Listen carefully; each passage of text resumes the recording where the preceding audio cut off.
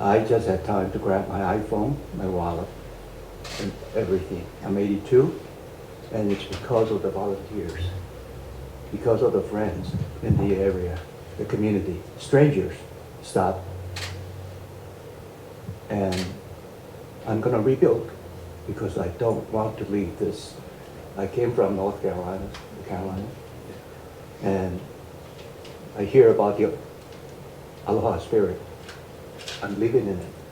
This is the first time I'm living in it. I'm the living proof. And Kyle, your group, it's amazing. You kept me afloat. We, as far as we're concerned, there's nothing left for us, but you kept us afloat. Thank you. Thank you for the volunteers. I second that. Without this group, we couldn't have survived.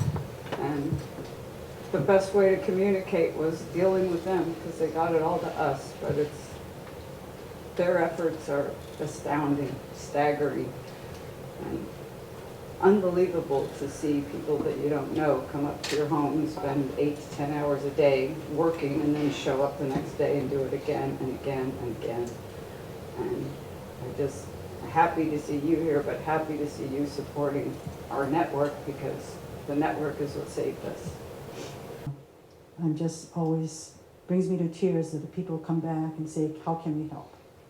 And it's so good to have you here too, because it brings attention to Upcountry, which we haven't had in many, many days. And I just thank you for being here.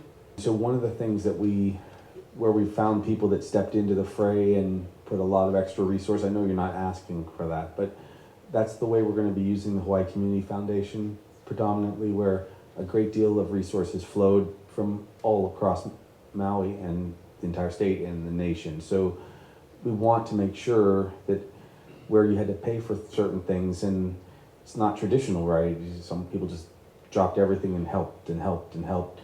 Please make sure that we can communicate that with you, because we're doing that, for example, like for you, the individuals that are feeding people and putting meals out. A lot of people just jumped into it. They had capacity, their restaurants, they may have even had some stuff. And so we're going to we're going to do immediate, quick micro grants to people that have done that to sustain them, so that resource can then, I know what will happen, you will then reinvest that resource immediately, but at least we don't want people who are already struggling with their crisis to not have that support.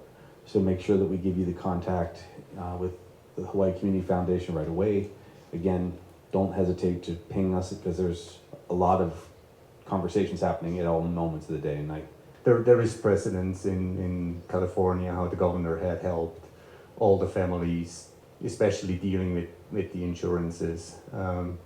So I think we shared the necessary details with you, and that should be something that gets looked into it. So we don't have to fill in 5,000 lines of inventory what was in our houses, and also thinking of the people in Lahaina, that they don't need to deal with this right now. They should be taken care of. We're all in over our heads right now. Everyone's in over their heads. And it was that we have this outpouring of community support. We have these private sector assets that people are coming to help. We have people in the community that want to help. And rather than the bulk of everything falling on the county, the state, the federal government, is like, how can we work together to use these, whether it's private sector assets or community assets or volunteer assets and public funding, this shouldn't fall on one sector of our government or economy or whatever. Let's all, even if it's outside the lines of the way things are perhaps usually done, it's good, hey, help us, help you.